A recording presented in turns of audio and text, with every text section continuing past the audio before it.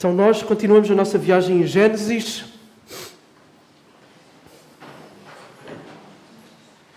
As crianças que ainda não foram podem ir.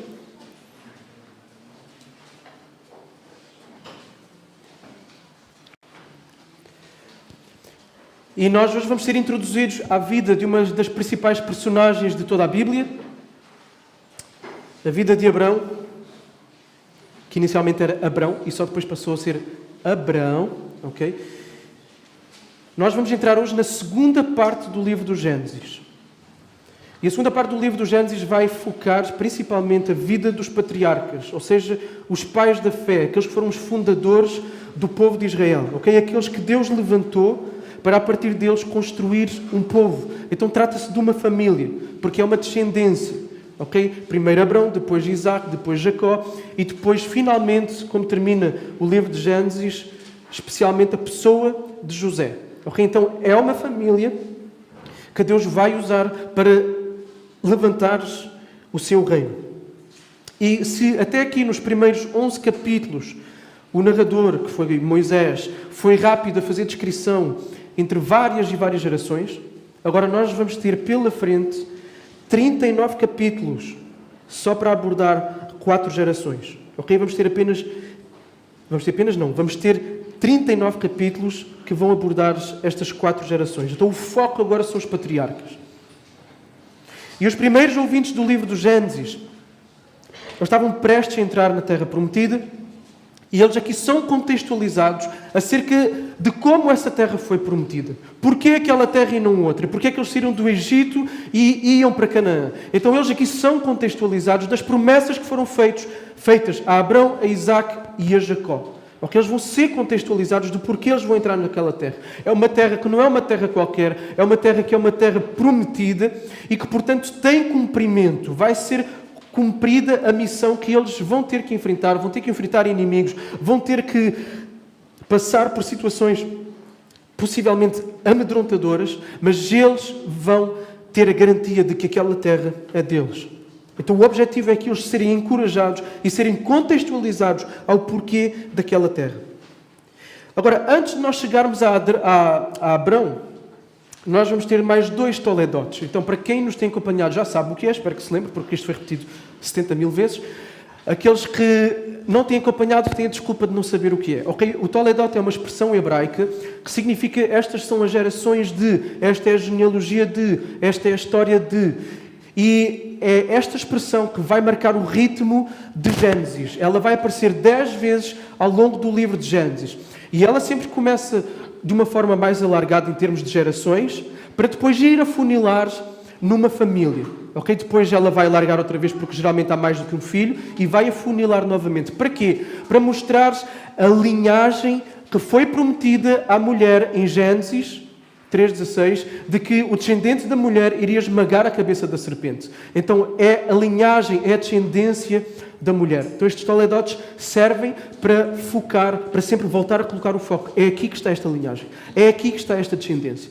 Então nós agora vamos ter mais 2 toledotes, logo um a seguir ao outro, ok? No capítulo 11, versículo 10, que é onde começa a nossa passagem de hoje, e isto servirá como introdução para a nossa pregação.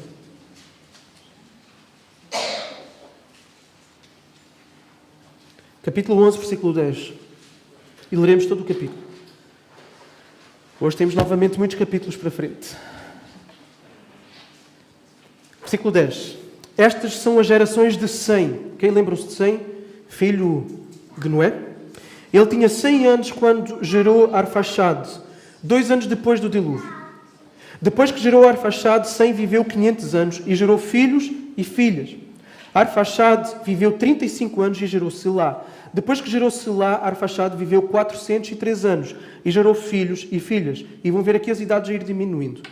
Selá viveu 30 anos e gerou Éber. Depois que gerou Éber, Selá viveu 403 anos e gerou filhos e filhas. Éber viveu 34 anos e gerou Peleg. Depois que gerou Peleg, Éber viveu 430 anos e gerou filhos e filhas. Peleg viveu 30 anos e gerou Reu. Depois que gerou Reu, Peleg viveu 209 anos e gerou filhos e filhas. Reu viveu 32 anos e gerou Serug. Depois que gerou Serug, Reu viveu 207 anos e gerou filhos e filhas. Serug viveu 30 anos e gerou Naor.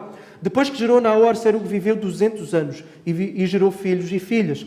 Naor viveu 29 anos e gerou Terá. Depois que gerou Terá, Naor viveu 119 anos e gerou filhos e filhas. Terá viveu 70 anos e gerou Abrão, Naor e Harã.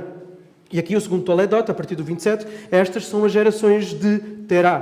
Terá gerou Abrão, Naor e Harã. Harã gerou Ló. Harã morreu antes do seu pai Terá, na terra do seu nascimento, em Ur dos Caldeus. Abrão e Naor tomaram mulheres para si. O nome da mulher de Abrão era Sarai, e o nome da mulher de Naor era Milca. Ela era filha de Harã, pai de Milca e de Iscá. Sarai era estéril, não tinha filhos. Terá tomou seu filho Abrão, seu neto Ló, filho de Harã, e sua nora Sarai, mulher de seu filho Abrão, e saiu com eles de Ur dos Caldeus, a fim de ir para a terra de Canaã. Foram até Harã e passaram a morar ali. Os dias de Terá foram 205 anos, e Terá morreu em Harã. Ok? Até aqui para já. Então, dos versículos 10 a 26 temos um Toledot, do 27 ao 32 temos outro Toledot.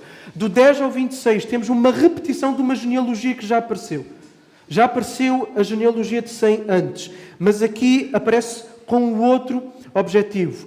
Aqui vai apenas aparecer o primogênito de cada família. Ok? Vai apenas aparecer um dos filhos. Então esta genealogia de Sem difere dos outros porque ela foca no primogênito e ela é mais detalhada. Ela vai dar, por exemplo, as idades. E o objetivo desta genealogia qual é? Qual é o propósito? É ligar Sem até Abrão. Okay? É demonstrar como é que Abrão chega e que vem da linhagem deste descendente de mulheres que é Sem. O objetivo é mostrar então que, tal como aconteceu com os nascimentos de Adão e Noé, o nascimento de Abrão representa também um virar de página fundamental e importante na história da humanidade. Este é o objetivo.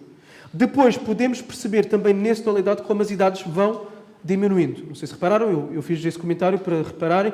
Então, vão diminuindo as idades, conforme Deus tinha dito que iria acontecer antes do dilúvio. Deus iria reduzir a idade até cerca de 120 anos. O segundo Toledot começa no versículo 27. E aí já não temos só um filho. Temos 3 filhos. Então, aqui o autor está a focar de uma forma mais concreta a família de Terá. E vai falar dos 3 filhos de Terá. E também é-nos dado mais contexto que é importante para os capítulos que nós vamos ter a seguir. Por exemplo, o importante é o facto de o texto nos dizer que Sara é estéril, que não pode ter filhos. Também é-nos dado mais contexto que nos vai ajudar a entender outras coisas. Por exemplo, porque é que Ló vai com Abrão? Ló vai com Abrão porque o pai de Ló morreu. E depois ficou aos cuidados, certamente, de Terá, e depois ele vai com Abrão, que é tio de Ló. E também é mencionado que Terá tomou Abrão, o seu neto Ló, e mudaram-se para Ur, mudaram-se de Ur a morar em Harã, onde Terá morreu. Ok? Então, este é o contexto. Agora vamos ao capítulo 12 e vamos ver até o versículo 9 para já. Tá bom? Versículo 1 a 9 do capítulo 12. E o Senhor disse a Abrão: sai da tua terra, do meio dos teus parentes e da casa do teu pai, para a terra que eu te mostrarei.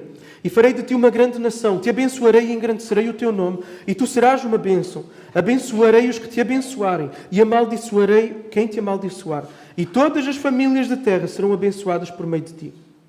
Abrão partiu como o Senhor lhe havia ordenado, e Ló foi com ele. Abrão tinha 75 anos quando saiu de Harã. Abrão levou consigo Sarai, sua mulher, e Ló, filho do seu irmão, e todos os bens que haviam adquirido, e as pessoas que haviam comprado em Harã. Eles saíram para ir à terra de Canaã, onde chegaram. Abrão atravessou a terra até ao lugar chamado Siquém, onde está o carvalho de Moré. Nesse tempo os cananeus estavam naquela terra. Então o Senhor apareceu a Abrão e disse: darei esta terra à tua descendência. E Abrão edificou ali um altar ao Senhor que lhe aparecera. Dali continuou até ao monte ao oriente de Betel, onde armou a sua tenda, ficando-lhe Betel ao ocidente e Ai ao oriente. Também ali edificou um altar ao Senhor e invocou o seu nome. Depois disso, Abrão prosseguiu o seu caminho, ainda seguindo para o Negueb. Até aqui para já, e vamos orar. Jesus, pedimos a tua ajuda neste momento para, diante da tua palavra, podermos ser tocados, ensinados, corrigidos, exortados, encorajados por ela, Senhor, pela Tua palavra. Usa-nos, Senhor. Usa-me a mim, Senhor, e fala aos nossos corações. Prepara o solo do nosso coração para receber aquilo que Tu tens para nós. Senhor, que seja a autoridade da Tua palavra a falar e a unção do Teu Espírito Santo a conduzir cada palavra minha e a conduzir cada pensamento nosso e a conduzir as afeições, as emoções que são despertadas e a obediência que deve ser posta em prática em nós, a partir daquilo que Tu trouxeres. Assim te pedimos este auxílio indispensável, no nome de Jesus. Amém. Então Deus está aqui a fazer um novo começo. Deus fez um novo começo com Noé. Deus está a fazer um novo começo aqui com Abrão. O episódio anterior foi o episódio da Torre de Babel, em que Deus dispersou aquelas pessoas que na sua presunção, na sua idolatria, tentaram chegar à divindade. Deus dispersou-os, dando-lhe confusão de línguas. E agora Deus quer começar um reino. O que tentaram fazer em Babel foi construir um reino em que um só povo, falando toda uma língua, seria um palco para um potencial de maldade e de destruição inigualável. E por isso Deus diz, nós temos que acabar com isto, temos que dispersar estas pessoas, porque senão o pecado vai ser sem limite. E aquilo que Deus vai fazer então, Ele vai travar o reino das trevas e vai levantar o seu reino. Um reino que tem exatamente pessoas de todas as nações e de todos os povos. E para isso Ele vai chamar um homem, uma família, a família de Abrão. E este novo começo que Deus está a fazer através de um homem vai requerer um teste de obediência radical de Abrão, por causa daquilo que lhe é pedido. Quando o pai de família morria, quem assumia o lugar do pai na família, na responsabilidade e também nos privilégios, ou seja, com a herança, com as propriedades, com os bens materiais, era o filho mais velho. Quem era o filho mais velho de Terá? Era Abrão. Então, ao deixar a casa do pai, que é aquilo que Deus pede, sai da casa do teu pai, Abrão estaria a abrir mão da sua herança e do seu direito às propriedades da família e aos bens. Terra, família e herança. Terra, família e herança. As coisas de maior significado e de maior valor na antiguidade. E era isto que Deus estava a pedir a Abrão para abrir mão. Abrão, abre mão dessas coisas. Da tua terra, da tua herança, da tua família. E quando Deus chama Abrão para sair da casa do seu pai, está a chamá-lo exatamente a esta vida de desprendimento daquilo que era mais seguro e daquilo que era mais valioso para ele. Abrão estaria a colocar a sua sobrevivência, a sua identidade, o seu futuro e a sua segurança nas mãos de Deus. Então Deus está a chamar Abrão para, através dele, restabelecer o seu reino na terra.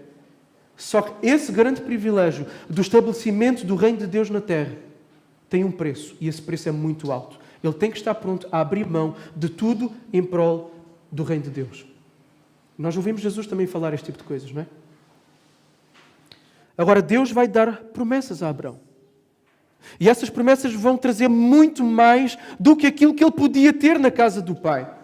Tanto em termos de bens, quanto em termos de uma família, quanto em termos de uma terra. Tudo aquilo que Deus pede de nós, Ele vai sempre nos dar muito mais.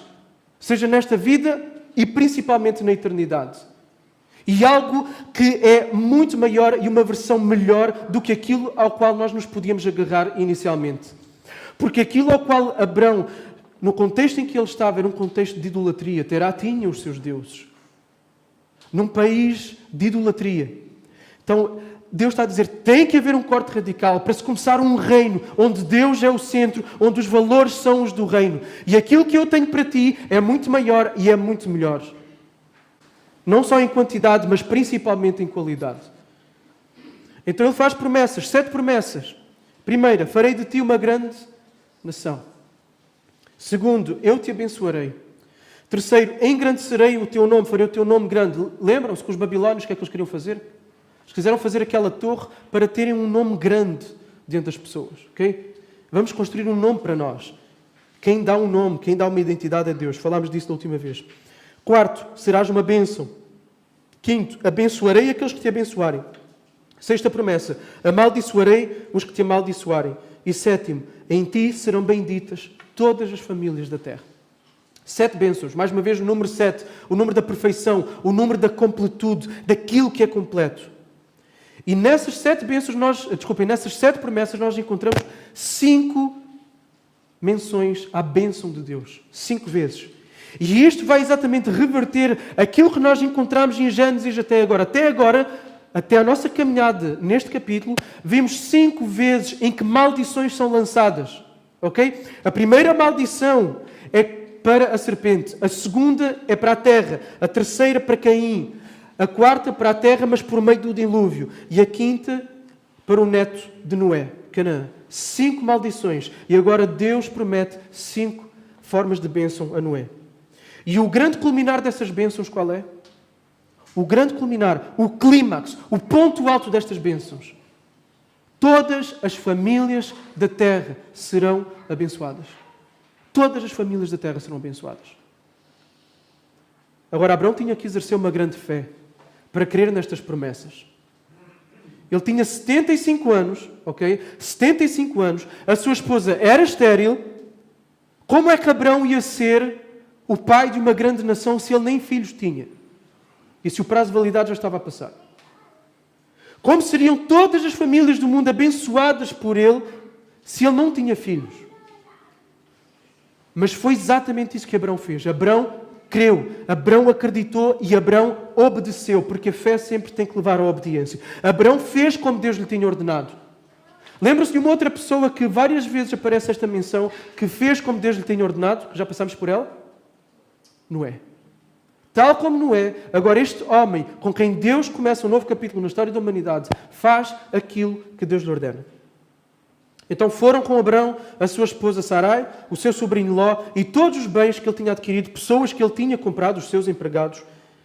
E era uma grande viagem, ok? Uma grande viagem de centenas de quilómetros, que foi percorrida certamente com lentidão por causa dos animais, por causa dos bens materiais. Mas o narrador podia ter focado nessa viagem, nos perigos dessa viagem, mas não. Ele vai focar naquilo que vai ser vivido em Canaã. Nas ações de Abraão, no caráter de Abraão, em quem Abraão é e no seu relacionamento com Deus. E quando Abraão chega à terra, com o que é que ele se depara? Que a terra está ocupada por quem? Cananeus. Quem são os cananeus? São os descendentes de Canaã. Quem é Canaã?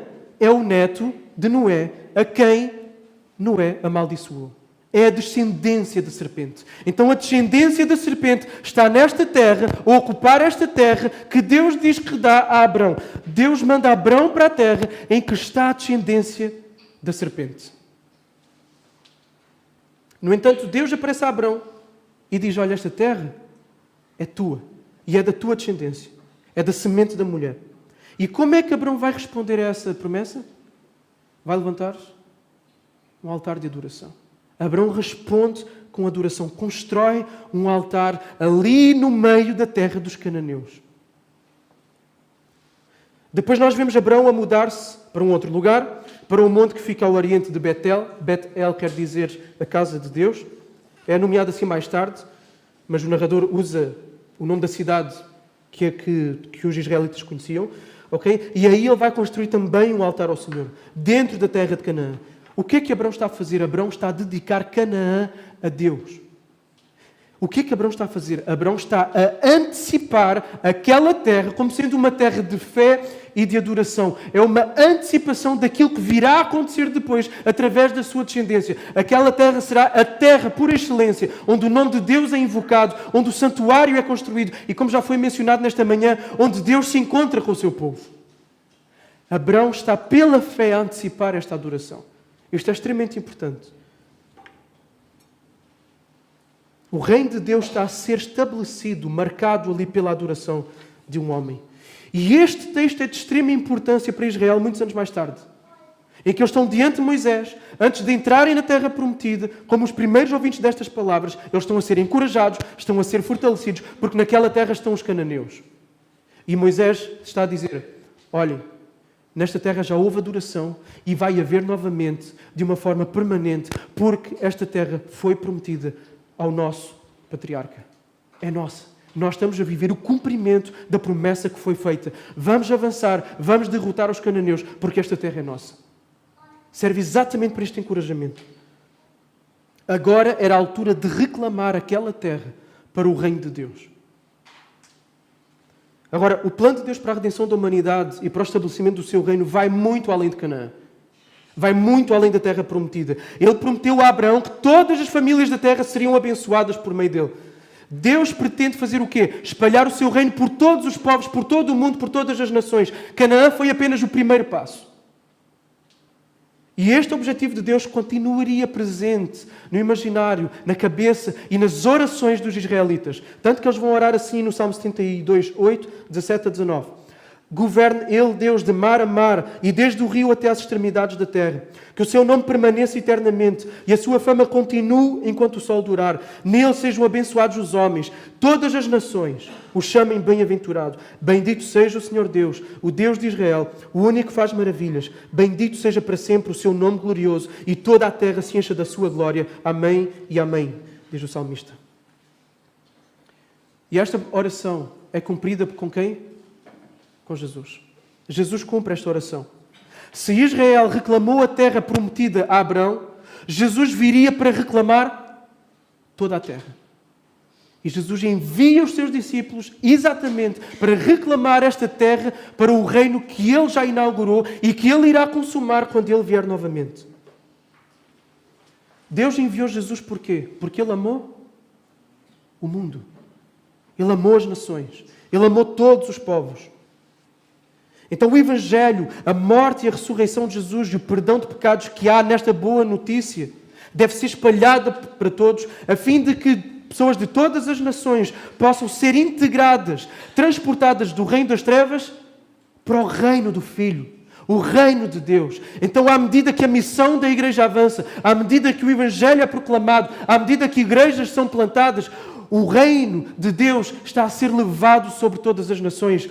O reino de Deus está a ser reclamado em todas as nações. E há uma promessa que é feita a todos os discípulos de Jesus no Sermão do Monte. Lembram-se? A segunda bem-aventurança. Não, a terceira, acho. Bem-aventurados os mansos. Qual é a promessa? Herdarão a terra. Herdarão a terra. A nova terra reservada para a segunda vinda de Jesus vai ser a herança do povo de Deus. De todos aqueles que são parte da descendência, da semente da mulher. E João vai relatar esse momento em Apocalipse 21, 1 a 3. E diz assim: então vi um novo céu e uma nova terra, porque o primeiro céu e a primeira terra já se foram, e o mar já não existe. Linguagem simbólica. Vi a cidade santa, a nova Jerusalém, que descia do céu da parte de Deus, enfeitada como uma noiva preparada para o seu noivo. E ouvi uma forte voz que vinha do trono e dizia: o tabernáculo de Deus está entre os homens, pois habitará com eles, eles serão o seu povo, e Deus mesmo estará com eles. Então é nesse momento, esta terra tornar-se-á no paraíso novamente.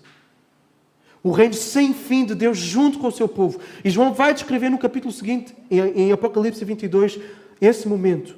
O anjo mostrou-me o rio da água da vida, claro como o cristal, saía do trono de Deus e do Cordeiro, no meio da praça da cidade. De ambos os lados do rio estava a árvore da vida, que produz 12 frutos de mês a mês. E as folhas da árvore são a cura das nações. Ali jamais haverá maldição. Nela estará o trono de Deus, o reino, ok? E do Cordeiro. Os seus servos o servirão e verão a sua face, e na testa deles estará o seu nome. Não haverá mais noite e não precisarão de luz de lâmpada nem da luz do sol, porque o Senhor Deus os iluminará e eles reinarão pelos séculos dos séculos. É o reino de Deus. O reino de Deus será plenamente consumado. Mas até lá nós somos chamados a ir e a reclamar todos os lugares nos quais Deus nos chama para estar para o reino de Deus. Estamos em missão. E a primeira pergunta que eu te faço nesta manhã é se tu tens a certeza que tu és parte deste reino. Se tu tens a certeza de que estarás neste reino eterno. Porque a outra opção, não há mais nenhuma, a outra opção é estar em sofrimento eterno, sob o juízo justo de Deus. Então a pergunta que eu te faço nesta manhã é: tu já tens a certeza de que este reino é aquilo que te aguarda? Um reino onde há paz, alegria. Um reino onde não há mais sofrimento nem dores. Um reino onde podemos contemplar finalmente Deus, Jesus Cristo. Um reino onde já não temos que lidar com o nosso pecado. Jesus veio como um cordeiro, mas Jesus voltará como um leão. Portanto, ou te dobras diante do cordeiro E diante da oferta sacrificial que Ele faz diante de ti, que é ter dado a sua vida para morrer por ti, ou então terás que tremer diante do rugido do leão, do Jesus Cristo, o justo, que irá julgar as nossas vidas. Agora, se tu já és filho de Deus e sabes que estarás neste reino, então certamente dentro de ti tu tens a noção clara de que tu estás numa missão. E que esta vida tem que ser vivida em função dessa missão. Em todas as esferas da tua vida, todas, teres a missão da proliferação do reino tem que ser algo primordial, fundamental, prioritário. Na forma como gerimos a nossa família, na forma como gerimos o nosso casamento, como educamos os nossos filhos, como gerimos o nosso dinheiro, como organizamos o nosso tempo, os relacionamentos que temos, as prioridades, como nos relacionamos com as pessoas, as escolhas académicas ou profissionais que fazemos, tudo deve ser em função do reino e não em função de nós próprios. Em função do reino. O que é que serve melhor os interesses do reino? Falámos disso da outra vez. Vou repetir. Serve melhor os interesses do reino se eu investir principalmente na alma e na educação cristã do meu filho do que na educação académica dele. Eu não estou a dizer que não é para investir na educação académica, mas o ponto é, tantas vezes se investe mais nisso do que na educação cristã, do que na alma, do que no pastorear o coração da criança. Tudo na nossa vida, todas as áreas têm que ser vividas em função do reino. Todas. E se tu és cristão, sabes disso. Há esse impulso dentro de ti. Agora a questão é o que é que eu faço com esse impulso que está dentro de mim. Deus deu um privilégio enorme a Abraão para fazer avançar o seu reino. Mas Deus também faz avançar o reino apesar de Abraão. Ok? A Bíblia, por um lado, apresenta as ações virtuosas das personagens, mas nunca se inibe de mostrar os seus pecados, de mostrar as suas falhas, de mostrar as suas fraquezas. Nós veremos nos próximos momentos aquilo que vamos ver, como o reino de Deus avança através de nós e como ele avança também apesar de nós. Foi assim com Abraão, como nós vamos ver até o capítulo 16. E é assim conosco, como certamente já temos visto até agora na nossa vida. Como Deus nos usa apesar de nós. Como Deus abençoa outros apesar de nós. Como o reino de Deus avança apesar de nós. Então vamos lá. Vamos ler a maior porção do texto bíblico agora. Vai ser uma maratona. Vamos ler do 13 ao 15. Há um resto do capítulo 12 que vamos deixar mais para a frente e o capítulo 16 também mais para a frente, ok? Vamos ler do 13 ao 15. E veremos como Deus faz avançar o reino através de nós.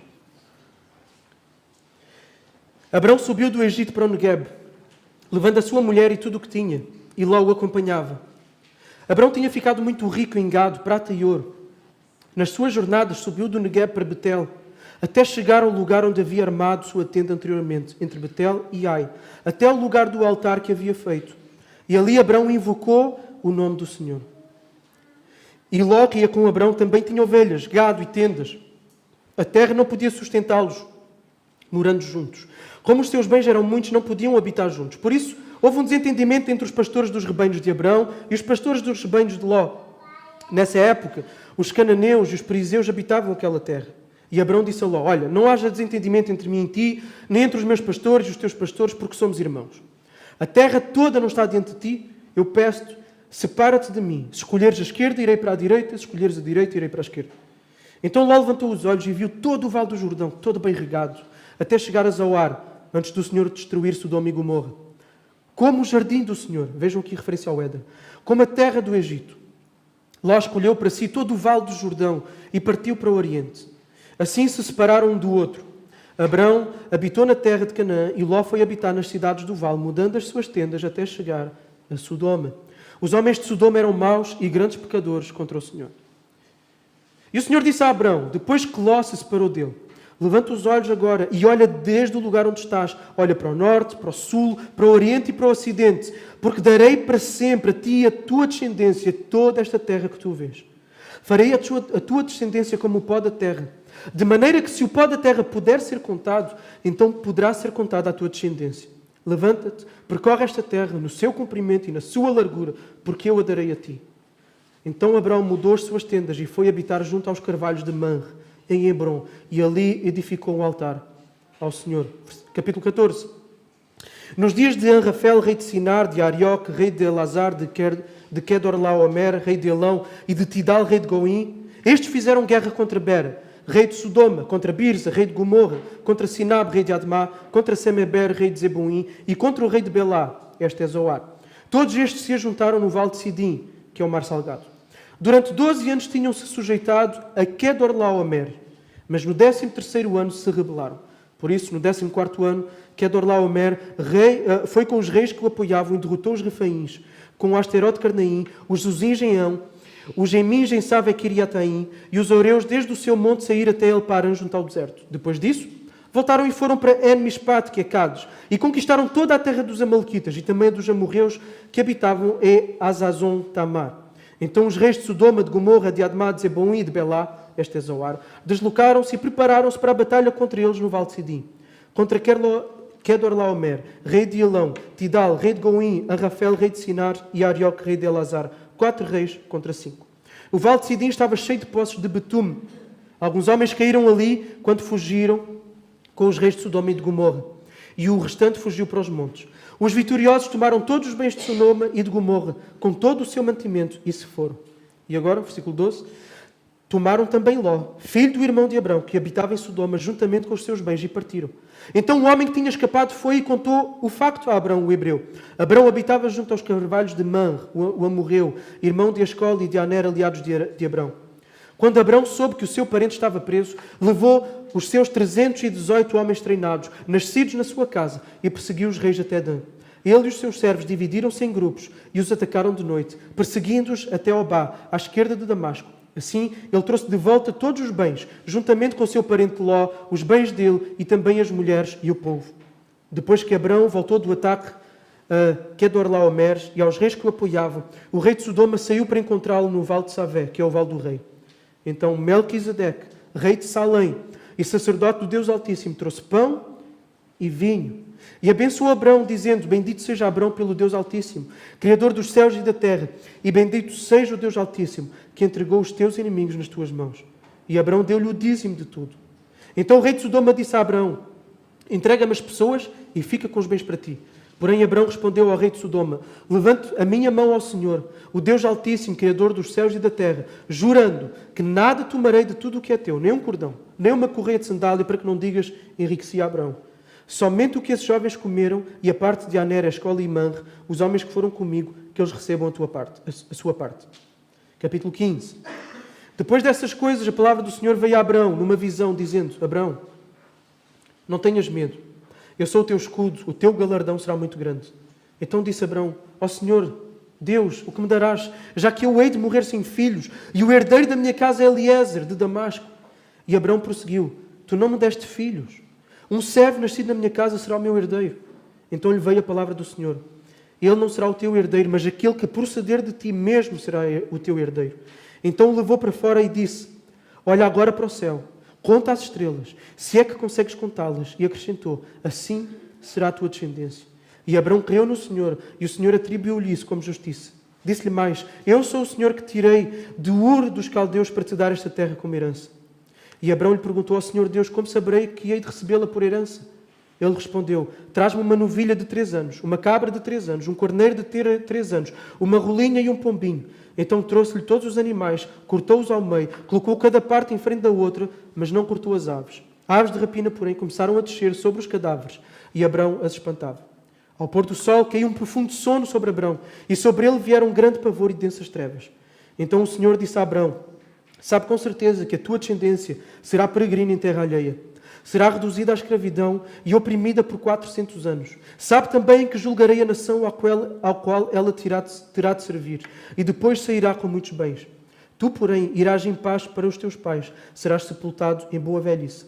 Na 4ª geração a tua descendência voltará para cá, porque a medida da maldade dos amorreus ainda não está completa. Quando o sol já havia se posto e já estava escuro, surgiu um fogo fumegante e uma tocha de fogo passaram entre aquelas metades. E naquele mesmo dia o Senhor fez uma aliança com Abrão, dizendo: À tua descendência tenho dado esta terra, desde o Egito até ao grande rio Eufrates, terra do Queneu, do Quenuzeu, do Cadmoneu, do Eteu, do Perizeu, dos Refaíns, do Amorreu, do Cananeu, do Gergaseu e do Jebuseu, até aqui.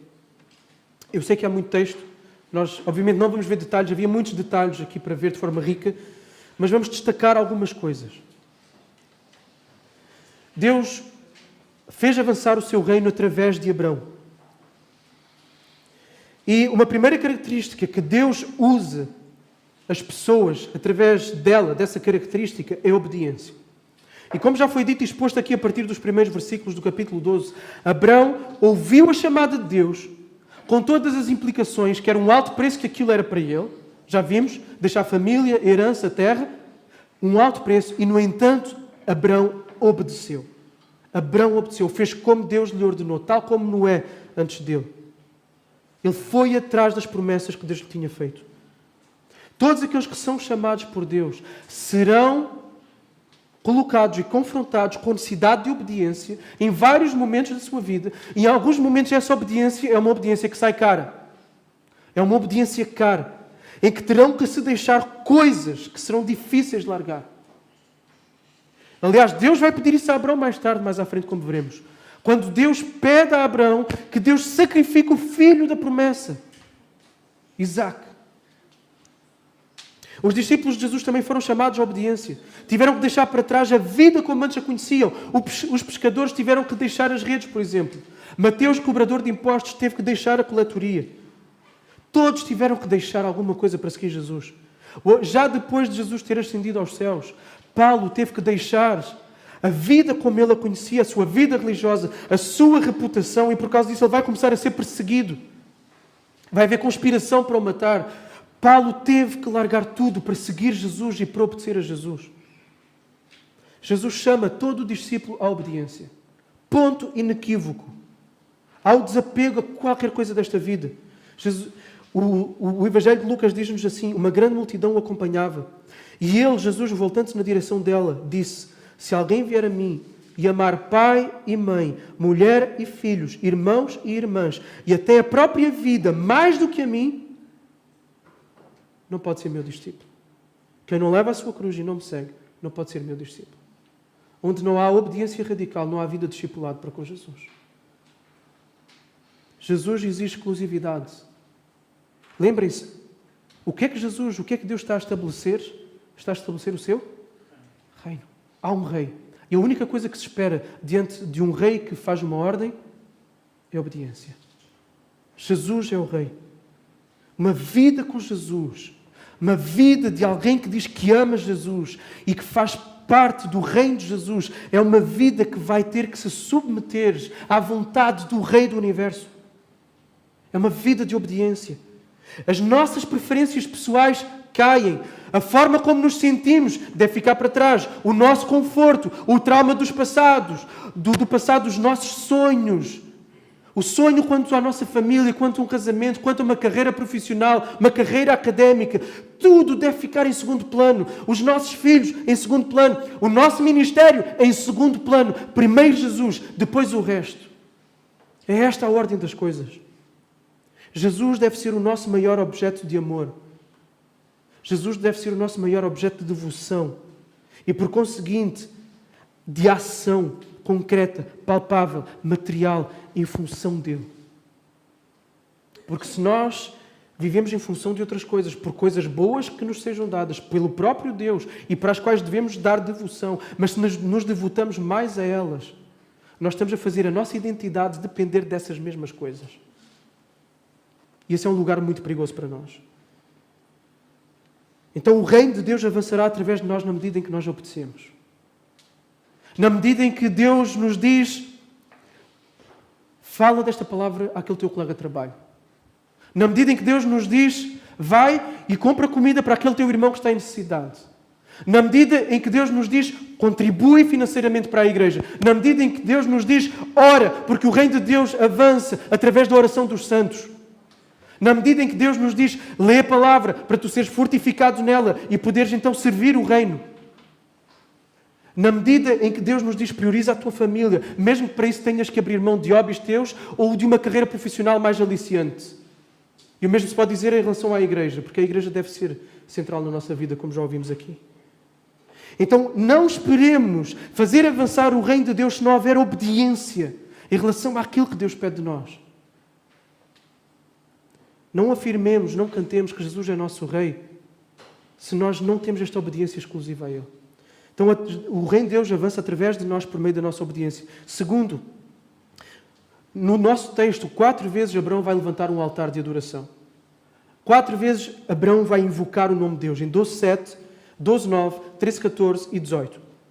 Pelos lugares que Abraão passava, pela jornada que ele fazia, ele, em obediência a Deus e fruto das promessas que Deus colocava diante dele, nessa jornada de obediência e de caminhada com Deus, ele levantava altares de adoração a Deus. Ele invocava o nome de Deus. E o salmista afirma, isto é extremamente importante, tu és santo, entronizado sobre os louvores de Israel. Deus está entronizado. Deus é entronizado.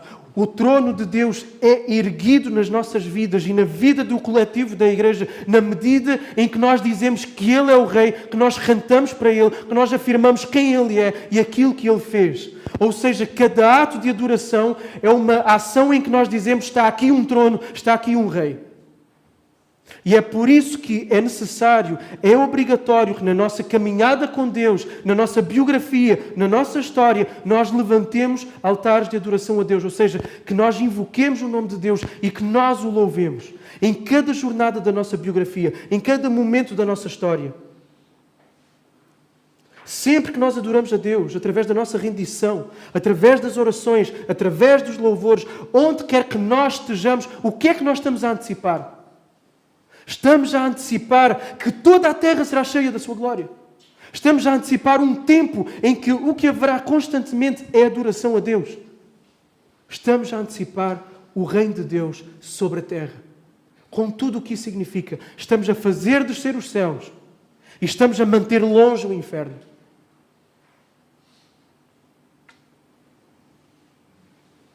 Sempre que nós adoramos a Deus, levantamos mais de um altar na nossa vida. Na nossa biografia, como eu já disse. E os nossos vários pontos da história da nossa vida precisam de ações de adoração. Quando nós percebemos uma promessa que Deus nos faz, devemos adorá-lo. Quando recebemos uma resposta à oração, a alguma oração nossa, devemos parar tudo e adorar a Deus. Quando estamos em dor e sofrimento, devemos fazer o quê? Adorar a Deus, dizer que mesmo na dor e no sofrimento, Deus é Rei. Quando caímos em pecado e estamos cobertos de culpa e vergonha, devemos parar tudo e adorar a Deus, porque Ele é o Cordeiro que veio por nós para nos tirar a culpa e a vergonha. Em todos os momentos, nos momentos alegres, nos momentos tristes, nos momentos em que melhor servirmos a Deus ou nos momentos das nossas piores quedas, devemos levantar um altar de adoração a Deus. Porque é esse altar de adoração a Deus, é esse momento em que nós adoramos a Deus, que nós redefinimos tudo em função de quem Deus é. Porque nos nossos momentos de alegria podemos começar a fazer confusão. E aquilo que promove essa alegria passa a ser o nosso trono e o alvo da nossa adoração. Por isso nós vamos dizer, não, para, vou adorar a Deus. Ele é que me deu estas alegrias.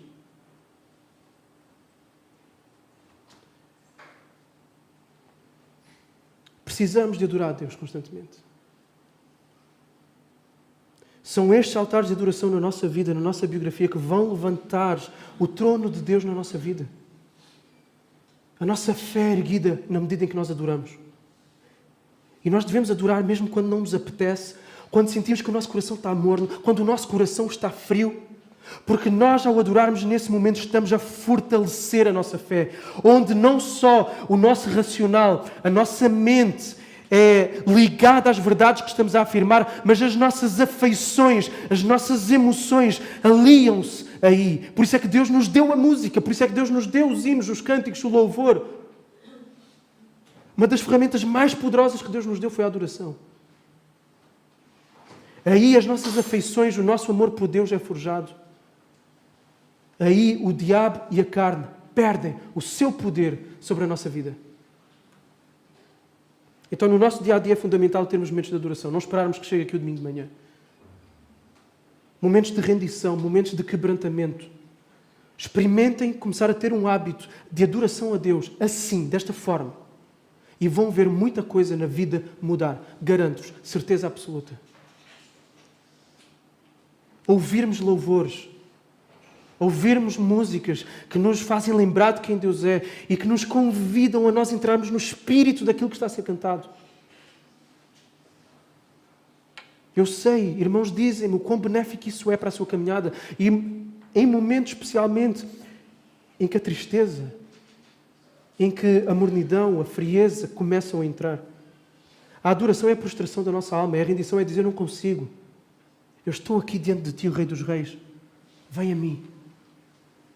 É a rendição das nossas vidas. É o deslumbramento com quem Deus é.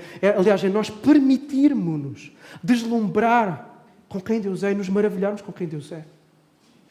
O problema é que nós levantamos outros altares na nossa vida que vão cativar o nosso coração, vão nos fazer deslumbrar, só que esse deslumbramento é para coisas que são temporárias e não é para Deus e nos distraem daquilo que deve ser e que deve estar diante de nós. Então, se queremos fazer avançar o reino de Deus, devemos ser adoradores e levar os outros à adoração, porque este é o objetivo da missão. Missão existe porque não há adoração, ou seja, porque há pessoas que não estão diante deste trono, quebrantadas a adorar a Deus. E por isso nós vamos chamá-las e convidá-las para a adoração. Quantos mais adoradores, mais reino de Deus haverá sobre a terra. Quanto mais evangelizares, mais adoradores haverá, mais reino de Deus haverá nesta terra. Mais estaremos a reclamar das nações para Deus. Então a missão existe por falta de adoração. Então, se queres ser usado por Deus para fazer avançar o reino, 1, obediência. 2, adoração. 3, generosidade e solidariedade. Nos capítulos 13 e 14, nós encontramos exatamente isto. Generosidade e solidariedade da parte de Abrão. Em primeiro lugar, nós vemos como Abrão coloca diante de Ló uma escolha. São muitos pastores, muitas ovelhas, a terra é pouca, os bens são... Os recursos naturais são poucos para alimentar toda a gente. Tem que haver uma separação. E Abrão vai dizer a Ló: olha, escolhe o que tu queres. Vê e escolhe. Abrão foi generoso e colocou a escolha diante de Ló. Deus depois vai honrar esta generosidade de Abrão para com Ló. E Deus vai lhe prometer toda a terra que os seus olhos conseguem ver, do norte ao sul, do oeste ao oeste. E que diz outra vez o quão grande será a sua descendência. No capítulo 14 encontramos Abrão a agir em solidariedade e generosidade novamente, para com Ló e também para com uma outra personagem misteriosa que aparece aqui, que é o rei de Salém. Encontramos no capítulo 14 um conflito entre reis, que vai gerar uma guerra. E Ló vai ser apanhado no meio desse conflito, porque um dos reis que entra na guerra é o rei de Sodoma. E esse rei perde, a cidade de Sodoma perde, e todos os bens e as pessoas são levadas cativas, incluindo Ló. Isso chega aos ouvidos de Abrão, e Abrão sai então em socorro do seu sobrinho, sai em socorro de Ló. Junto a homens, arrisca a sua própria vida para salvar o seu sobrinho. E dos versículos 17 a 21 do capítulo 14, nós temos Abrão a lidar com 2 reis diferentes, o rei de Salém e o rei de Sodoma. O primeiro, o rei de Salém, depois de Abrão derrotar o rei Quedorlaomer, que nome difícil, trouxe-lhe pão e vinho. Pão e vinho. E ele é descrito como sendo o sacerdote do Deus Altíssimo. Vai ser referido várias vezes no Novo Testamento. E ele vai proferir aqui uma bênção sobre Abrão. E o facto de este homem, deste rei, proferir uma bênção sobre Abrão, vai fazer com que Abrão, generosamente, lhe dê o dízimo de tudo aquilo que ele tem, dos despojos da guerra que ele veio. Agora, se Melquisedeque tratou bem Abrão, o rei de Sodoma não demonstrou a gratidão que Melquisedeque demonstrou. Ele exigiu que Abrão lhe desse as pessoas e permitiu-lhe ficar com os despojos. Abrão disse: não ficou nada, eu não quero que se diga que eu enriqueci a pala do rei de Sodoma. E aqui depois nós vamos ter, muito interessante, nós vamos ter o cumprimento de uma das promessas de Deus feita a Abrão. Deus tinha prometido a Abrão: abençoarei os que te abençoarem e amaldiçoarei os que te amaldiçoarem. Melquisedeque, rei de Salém, muito possivelmente Jerusalém. Deus vai abençoar, este rei vai abençoar este lugar, fazendo daquela cidade, a cidade onde ele coloca o trono de David, a promessa do Messias que vem para salvar os pecadores. E o que é que ele faz com Sodoma? Que não abençoou a Abrão? Ele vai destruir. Nos capítulos mais à frente nós vamos ver isso. Então nós vemos em Abrão um homem desapegado do conforto, desapegado dos bens, pronto a se doar em prol dos outros, em prol de Ló, pronto a doar dos seus bens aqui através do dízimo. Então Abrão colocou a sua vida em risco, colocou parte dos seus bens à disposição dos outros. Jesus é um Abrão melhor. Jesus abriu mão da sua glória. Ele que era como Deus não se agarrou ao facto de ser igual a Deus. Jesus doou-se por pecadores, assumiu as limitações da natureza humana para que nós que éramos pobres pudéssemos ser enriquecidos. Para que nós, que estávamos sob o domínio das trevas, tal como Abraão que foi e resgatou Ló, Jesus veio da glória para nos tirar das trevas, para nos transportar para o reino da luz. Jesus derrotou o pecado, a morte, o inferno, o diabo. A vida da igreja, tanto em prol da comunidade interna, tanto em prol uns dos outros, para edificação, para encorajamento, quanto para fora, para o testemunho, vai implicar sacrifício, doação, generosidade, sempre. O reino de Deus implica que nós nos doemos e que doemos aquilo que temos. Se nós queremos ver o reino de Deus avançar através de nós, temos que estar prontos a sair das nossas zonas de conforto a fim de nos doarmos àqueles que estão à nossa volta. E não é fácil. É desgastante. Nós somos chamados a lutarmos em guerras desgastantes para a nossa força espiritual. É uma batalha espiritual contínua. Por isso é que é fundamental que nós saibamos como lutarmos na nossa batalha espiritual. Porque Satanás é astuto, Satanás é inteligente, Satanás está aqui há mais tempo do que nós. Ele conhece o comportamento humano, os padrões humanos de comportamento. Satanás conhece tudo, conhece as nossas fraquezas. Ele sabe como nos atacar em pensamentos que nos deixam presos e para baixo. Ele sabe tocar no ponto nevrálgico que nos vai jogar abaixo. Satanás sabe, por isso nós temos que estar prontos para lutar com ele. E reino de Deus, quanto mais reino de Deus eu quero me dedicar, mais batalhas eu vou ter que enfrentar. Há uma batalha espiritual. Há um desgaste emocional gigantesco quando nós nos envolvemos no serviço do reino de Deus. Quando nós nos envolvemos na vida das pessoas. E há desgaste físico, porque é cansativo. Quem serve nos acampamentos, quem serve no encontro de casais, sabe perfeitamente como isto é verdade. O desgaste espiritual, emocional e físico.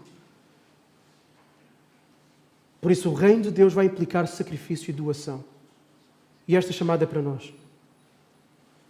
Então, o reino de Deus avança através de homens e mulheres que se doam no seu tempo, no seu dinheiro e nas suas forças. Quarta e última característica através da qual o reino avança através de nós. No capítulo 15, Deus faz uma aliança com Abraão.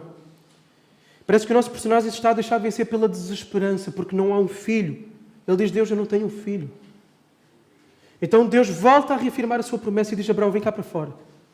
Olha para o céu da noite. Tenta contar as estrelas. É uma ação impossível, porque elas são inumeráveis. E Deus diz, assim será a tua descendência. E qual é a resposta de Abraão? Abraão, e aqui temos uma das frases mais importantes da Bíblia. Abraão creu e isso lhe foi atribuído como justiça. Abraão foi justificado pela sua fé.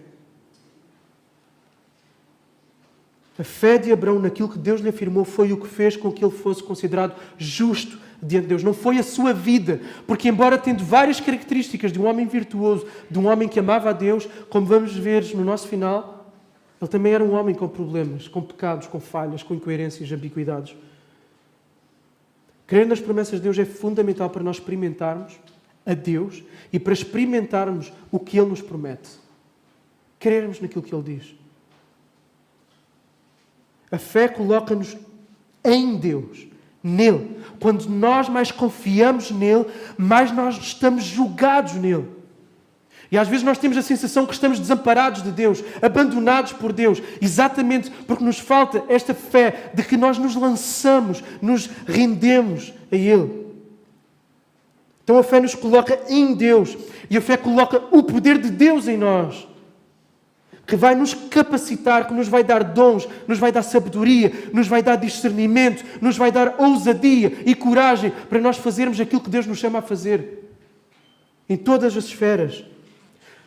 A oração feita com fé, por exemplo, na confiança que Deus ouve e responde, é uma chave fundamental, um meio pelo qual Deus decidiu agir neste mundo, através da oração dos santos, através da oração da fé. Além disso, Jesus fez uma promessa que estaria connosco até ao fim dos tempos. E Ele faz essa promessa no contexto do que? Ele faz a promessa no contexto da missão, no contexto do avanço do reino de Deus através de nós. Então é fundamental que nós acreditemos, que nós confiemos no seu poder, na sua capacitação, no seu favor, na sua bênção que repousa em nós. Jesus disse que desceria poder do alto para quê? Poder do céu, que o Espírito Santo viria sobre os seus discípulos para quê? Para eles testemunharem na Judeia, Samaria, até os confins da terra. O objetivo é o reino, o objetivo é a missão. O poder do Espírito, dons de Deus, experiências sobrenaturais com Deus, tudo não é para nosso ego, é para a missão, é para o reino, é em prol dos outros. É sempre em prol dos outros. Então nós precisamos desta capacitação, e para termos esta capacitação, este poder, este mergulhar, este batismo no Espírito, nós precisamos de crer nas promessas que Ele nos deu. Caso contrário, nós vamos ser vencidos nesta guerra. Vencidos pela vergonha, vencidos pelo medo, pelo desencorajamento, pelas dificuldades, pela culpa, pela tristeza, pelas ansiedades. Precisamos de crer naquilo que Ele nos diz em relação à nossa identidade, do que nós somos nele e através dele. Se não tivermos fé, o que é que vai acontecer com os dardos inflamados do diabo? Vão-nos atingir. Por isso é que Paulo fala: usem o escudo da fé para vos proteger dos dardos inflamados do maligno. Então o reino de Deus avança contra as portas do inferno na medida em que nós vivemos uma vida de fé, uma vida de confiança em Deus. E a fé vem pelo ouvir da palavra. Agora, nós ao olharmos para estas virtudes, e chegamos ao fim, ao olharmos para estas virtudes que somos chamados a viver para fazer avançar o reino de Deus, nós podemos nos sentir minúsculos. Uma obediência que é radical. Que eu estou pronto a abdicar do que for preciso pelo reino. Pode ser algo que nos parece tão longe, porque tantas vezes nós não obedecemos. Tantas vezes nós ficamos presos ao nosso conforto, ao nosso lugar. Uma vida de adoração, tantas vezes nos passa ao lado. Ou quando adoramos, o nosso coração está noutro sítio qualquer, menos ali, não está quebrantado diante de Deus. E nós dizemos: estou tão longe de poder ser usado desta forma, uma vida de generosidade, uma vida de fé. Onde está a minha fé? Tantas vezes eu sou dominado pela incredulidade. A minha vida com Deus tantas vezes está mais aquém do que devia de estar. Então nós podemos nos sentir incapazes, fracos, imperfeitos, imerecedores de qualquer manifestação do privilégio que é fazer avançar o reino de Deus. E é por isso que a Bíblia é honesta em relação a pessoas. Pessoas como Abraão. Deus fez avançar o seu reino através de um homem como Abraão e fala avançar também através de homens como nós. Deus fez avançar também o seu reino apesar de um homem como Abraão e faz avançar o seu reino apesar de homens e mulheres como nós. Nós seremos hipócritas e destituídos de qualquer necessidade de graça se não assumirmos que precisamos dessa graça, que temos falhas em nós. Vamos encerrar então o nosso sermão lendo aqui alguns versículos. Do capítulo 12, 10 a 20.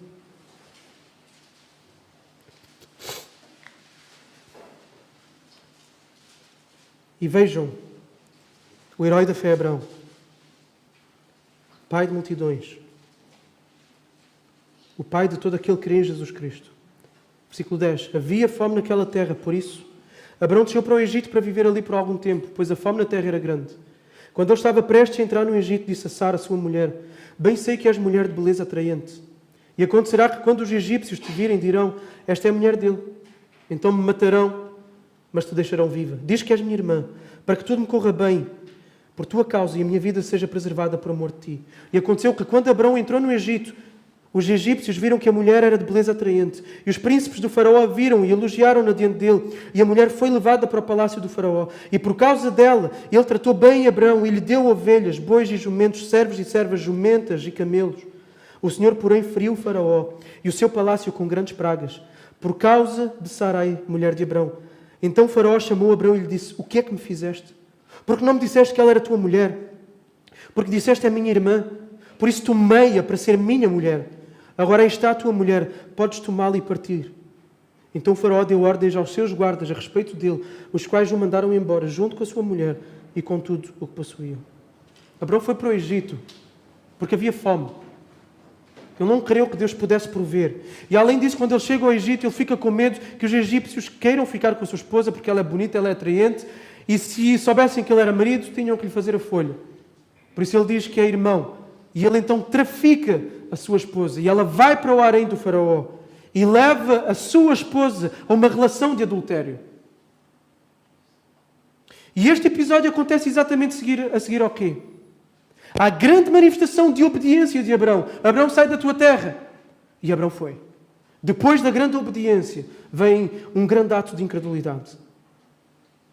Porque Abraão estava com medo de morrer. Agora, como é que Deus podia cumprir a promessa de que através de Abraão seriam benditas as suas famílias da terra se Abraão não estivesse vivo? Abraão demonstrou incredulidade. E a incredulidade leva sempre a ações das quais nós nos lamentamos a seguir. Por isso é que é importante nós fortalecermos a nossa fé. Mais à frente, depois de Deus reafirmar a sua promessa a Abrão e de ele ter crido e isso lhe ter sido imputado por justiça, ou seja, um ponto climático do nosso texto, vamos ver outra porrada de Abrão. Vamos ler a nossa última passagem, capítulo 16. E assim fechamos. Sarai, mulher de Abrão, não lhe dava filhos. Tendo uma serva egípcia que se chamava Agar, disse Sara a Abrão: o Senhor me tem impedido de ter filhos. Une-te à minha serva. Pode ser que eu venha a ter filhos por meio dela. E Abrão deu ouvidos à palavra de Sarai. Então Sarai, mulher de Abrão, tomou Agar a egípcia, sua serva, e a deu por mulher a Abrão, seu marido. Depois de Abrão ter habitado 10 anos na terra de Canaã. E ele conheceu intimamente Agar, que engravidou. Ela então, vendo que estava grávida, passou a olhar com desprezo para a sua senhora. Então Sarai disse a Abrão: seja sobre ti a afronta que me é dirigida. Coloquei a minha serva em teus braços, mas vendo ela agora que estás grávida, passou a olhar-me com desprezo. O Senhor julga entre mim e ti. Abrão respondeu a Sarai: a tua serva está em tuas mãos. Faz-lhe como te bem parecer. Sarai maltratou-a e Agar fugiu da sua presença. Então o anjo do Senhor, encontrando-a junto a uma fonte no deserto, a fonte que está no caminho de Sur, perguntou-lhe: Agar, serva de Sarai, de onde vieste e para onde vais? Respondeu ela: estou fugindo da presença de Sarai, minha senhora. Disse-lhe o anjo do Senhor: volta para a tua senhora e humilha-te sob as mãos dela. E o anjo do Senhor acrescentou: multiplicarei tanto a tua descendência, de modo que de tão numerosa não poderá ser contada. E o anjo do Senhor disse-lhe ainda: estás grávida e terás um filho, a quem chamarás Ismael, porque o Senhor ouviu a tua aflição. Porque Ismael quer dizer Deus ouve. Ele será como um jumento selvagem entre os homens. A sua mão será contra todos e a mão de todos contra ele. E habitará na presença de todos os seus irmãos. E o nome do Senhor que com ele falava, ela chamou El Roi, pois disse: não vi eu neste lugar aquele que me vê? Por isso aquele poço que está entre Cades e Bered foi chamado Beer Lai Roi. E Agar deu um filho a Abrão e ele chamou-o de Ismael, o filho que tivera com Agar. Abrão tinha 86 anos quando Agar lhe deu Ismael. Abrão aqui parece estar disposto a esperar que Deus lhe dê o filho, mas Sara não. Sarai não está disposta. Ela era estéril e por isso ela decidiu avançar com uma prática que era comum naquela altura, que era a serva, então, deitar-se com o Senhor e aí o filho dela passaria a ser considerado do casal. Não da serva, mas do casal. Agora, a Bíblia demonstra, pelo tom que ela tem, não aprovar essa prática. Podia ser uma prática comum, mas não é necessariamente uma prática aprovada pela Bíblia. Porquê? Porque vai demonstrar todos os conflitos que vêm a seguir fruto dessa decisão. Então, Agar engravida e começam a surgir os problemas pessoais com Sara. Sara começa a desprezar e a maltratar Agar. E Agar foge para o deserto. Deus tem compaixão, envia um anjo, surge um anjo que lhe faz uma pergunta muito importante, que demonstra o caráter relacional de Deus. Deus vai lhe perguntar: de onde vieste e para onde vais? Não é que Deus não soubesse, mas Deus quer que Agar fale, que Agar abra o seu coração, porque Deus relaciona-se com quem abre o seu coração. Houve ali um momento de intimidade, um momento de comunhão, que deu encorajamento a Agar, uma mulher grávida, no deserto. E essa experiência foi transformadora para ela, tanto que ela vai dizer: não vi eu neste lugar aquele que me vê? E é feita uma promessa a Agar, que o seu filho se tornaria também ele uma grande nação. E dos filhos de Ismael, dos descendentes de Ismael, vêm os árabes. Diz aqui o texto que todos estariam contra ele e ele contra todos. É assim até hoje, incluindo contra os descendentes de Abrão, o povo judeu. Agora, Abrão, tal como Noé, é um homem que Deus escolhe para fazer um ponto de viragem na sua relação com a humanidade. A obediência de ambos é destacada, é sublinhada, mas a Bíblia é honesta quanto aos pecados de ambos. Noé embriagou-se, isso trouxe problemas para a sua família, resultou na maldição para Canaã. E aqui nós temos Abrão a falhar também. Abrão a ir por um atalho. Abrão e Sara foram por um atalho. Fruto, mais uma vez, da sua incredulidade. Não confiaram em Deus. Mais uma vez digo, repito, sempre que permitimos que a incredulidade entre no nosso coração, sempre que achamos que aquilo que Deus nos vai dar não é melhor do que aquilo que o mundo, que o diabo ou outras coisas nos dão, nós vamos fazer asneira e vão ficar consequências. Se há momentos em que nos sentimos muito felizes, realizados e gratos por Deus nos usar na vida de outras pessoas, na edificação da igreja, na salvação de alguém, e se nós formos ao mesmo tempo honestos, também há momentos em que nos sentimos exatamente o oposto. As últimas pessoas que devem ser usadas por Deus para o que for. Sentimos culpa, vergonha por causa do nosso pecado, incapacitados por causa das nossas escolhas, por causa da nossa fraqueza, por causa da nossa falta de fé, por causa da nossa falta de adoração. Sentimos-nos assim. Somos feitos da mesma fibra que Abrão e David. Abrão traficou a sua esposa. Abrão mentiu. Abrão foi por um atalho. David adulterou e foi homicida. Como é que Deus chama a cada um deles? Abrão é chamado pela Bíblia como amigo de Deus. E David é chamado segundo o homem segundo o coração de Deus. Isto é graça. É graça. Nós seremos sempre filhos de Deus, independentemente das nossas fraquezas, das nossas quedas. Porque o amor do Pai é incondicional. Sempre. Podemos ter bons momentos e podemos ter os piores momentos. O amor de Deus por nós não muda. Na graça de Deus nunca estamos perdidos, porque nós fomos achados em Cristo. Nunca é o fim da linha para nós. Nunca é o fim da linha para ti, como filho de Deus. Porque Deus acabou de começar a sua história na tua vida. Pode haver consequências nesta vida, sim, e haverá certamente de muitas das nossas asneiras. Mas nunca, nunca vão afetar o amor de Deus por nós. Nunca vai afetar o nosso lugar de filhos para com Ele. Nem jamais afetará o avanço do reino de Deus.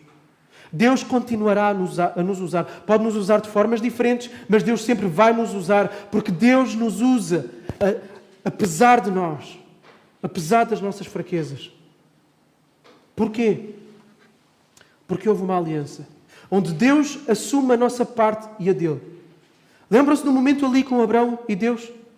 Que Deus manda trazer animais, eles são cortados ao meio e depois deve passar alguém ali no meio. Essa era uma prática comum para fazer um contrato entre duas partes, para fazer uma aliança entre duas partes, em que as duas partes da aliança diziam: eu vou passar aqui no meio e se eu não cumprir aquilo que eu disse na minha parte, que me aconteça o mesmo que aconteceu aos animais.